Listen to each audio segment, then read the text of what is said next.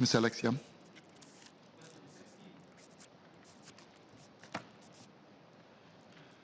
Mr. Speaker, households with outstanding mortgages will see higher borrowing costs as market interest rates rise from the exceptionally low levels of the past decade. Now, they will face the impact of the rise at different points of time, as Minister for National Development articulated earlier. And it also depends on the type of loan packages that they have taken up. As of the second quarter of 2022, 1 out of 3 homeowners with outstanding mortgages from financial institutions are on mortgage packages that move in tandem with market interest rates. Now, these borrowers have also already seen mortgage repayments rise over the past months.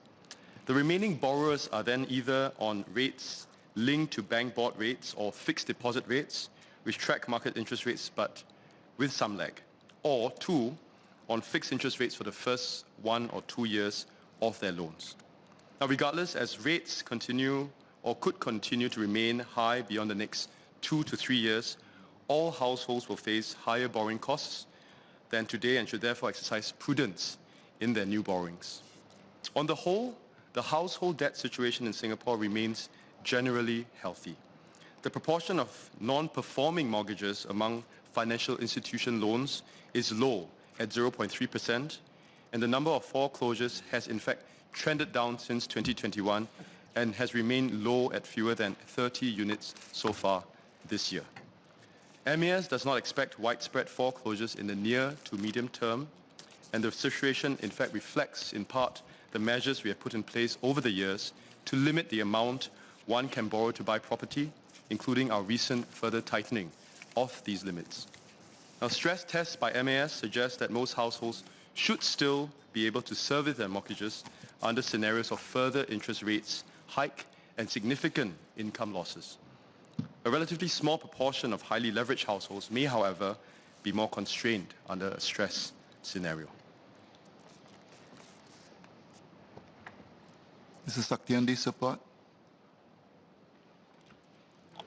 I'd like to thank MOS for his for his answer, sorry. I have one SQ, MOS. In regards to the stress test scenarios that you mentioned that the levels of indebtedness is actually quite low. But does it incorporate the risk of a potentially 5% mortgage rate and above? And if so, as Minister MND mentioned just now, there will be enhancement of workflow processes between MND and private sector financial institutions. Whether that point that Minister MND mentioned about the workflow processes being enhanced, can that be further enhanced? Because if with the worsening of the stress test or scenario for mortgage rates going forward in 2023, whether the enhancement of workflow processes would be of utmost importance. Thank you. Thank Member Saktiandi Supat for his SQ.